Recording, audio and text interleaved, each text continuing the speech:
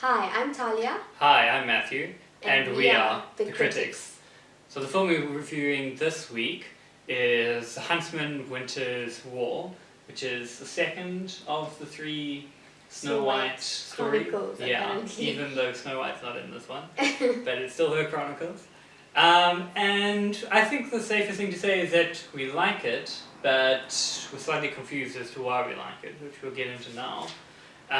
So to start off with the things that we think are problematic, I think one of its biggest problems is that, and we've discussed this quite a bit with all the different characters, is that apart from Charlize's character, which Talia is going to get to, and have a little meltdown over, they're not particularly strong characters. Yeah.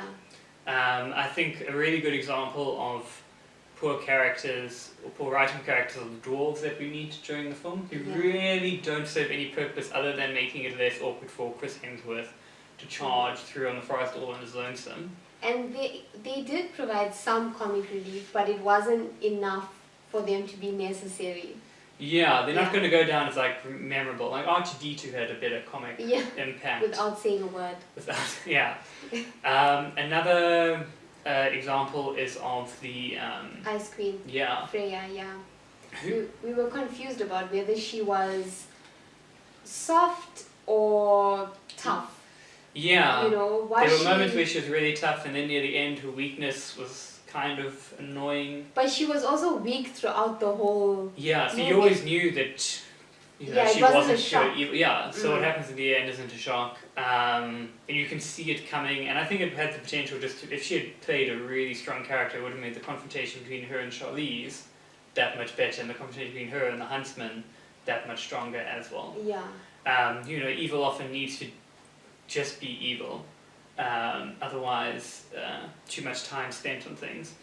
And that's the other thing that we think was problematic with this, is that it was just far too long.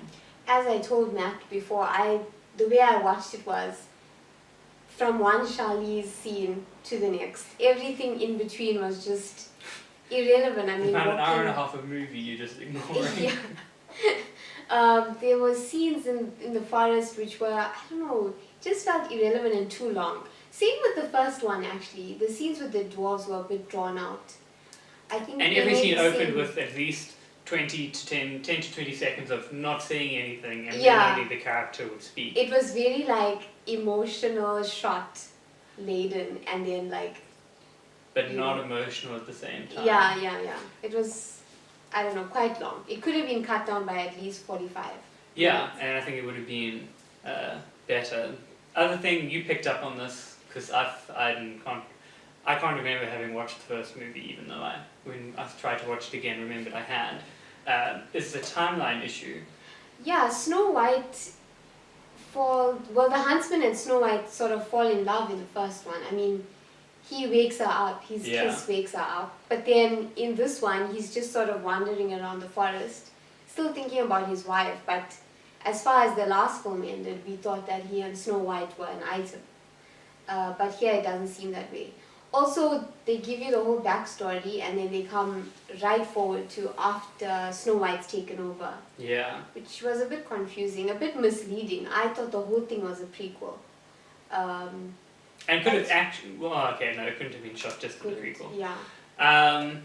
Then, for me, or from us, the last thing that's properly problematic is that the overuse of oh my word, he's dead, no he's not dead, oh my word, she's dead, she's not dead, became really annoying. It became a bit of a Days of Our Lives Stefano's situation, Yeah. which is going to be in the third film, because she's going to come back. Charlize has to come back. She has to, yeah.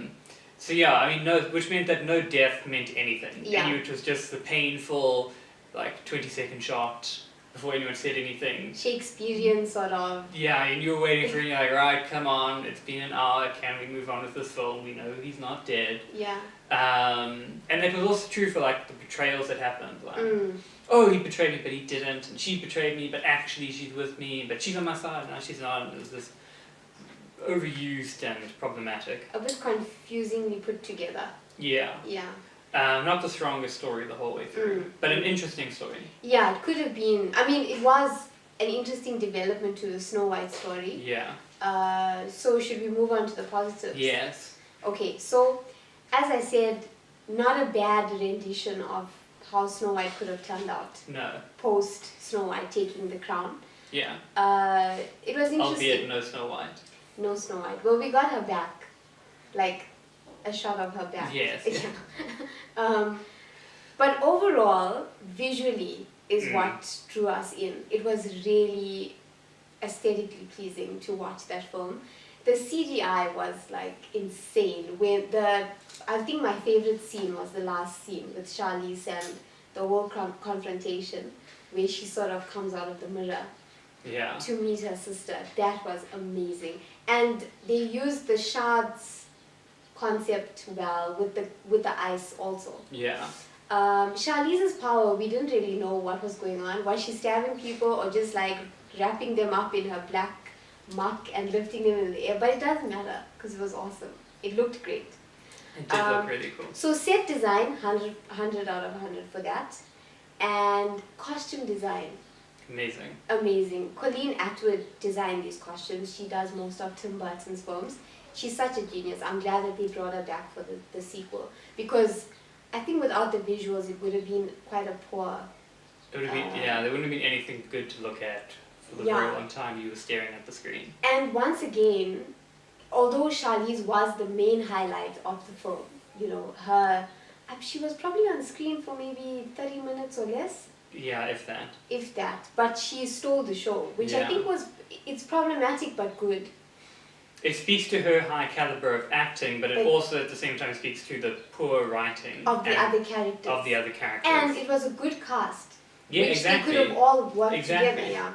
I mean, the scenes where we did have Emily Blunt and Charlize were good. Yes. They were a good match together. Yeah. But the characters themselves weren't written well enough. No, not strong enough for this film.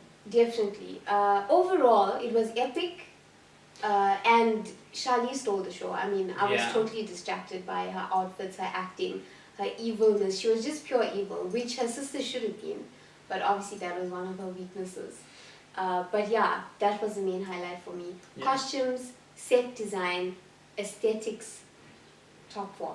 Yeah, most certainly. CGI, you can't deny that. And I think... So what we've been trying to figure out is what sort of movie this is, because it's not really a kids movie, it's too dark for that, and there's some rather intense nudity at some point. And it's not an adult film, because it is slightly kiddie-ish. Yeah, there's some cheesy romance scenes. Yeah, it's not really a romance, because the romance is not good, if that's what you want. It's, but I think the conclusion we kind of came to is that it's just a sit back, don't think, absorb everything visually, have a visually pleasing movie experience, which it was. Yeah, with a great villain. Who unfortunately we don't see a lot of. And yeah, it's just a film designed to be watched, not thought about, not really too heavily engaged with, and just enjoyed for being really pretty. An epic adventure. And an epic adventure, yeah. Even if bits don't necessarily make sense, even if characters come along for the ride for no particular reason, if you just want something to relax and watch, I think it's a really good movie. It would be as if The Hobbit, Frozen, and The Lion, the Witch, and the Wardrobe all came together. A love child that turned into a supermodel that looked like Charlize. And did really badly at the question and answer session. So yeah. If you're a Charlize fan, give it a watch, definitely. Yeah. If you just want something chilled to watch. And visually pleasing. Yeah, it's pretty. Should we rate it? Say that again? Have we said that enough? That it's pretty. Aesthetically pleasing to the eye. Should we rate it? Okay. Yeah. 1.5. That's very high. I'm at... 1 for Charlize, half for the rest. Half and half. Okay. Okay, thank you for watching everyone. If you enjoyed our video, please like and subscribe to our channel as well. You can check out the links to our Twitter, Facebook and Instagram in the description box below to find out what we'll be up to next. I'm Talia. I'm Matthew. And this has been the critics' review of The Huntsman Winter's War.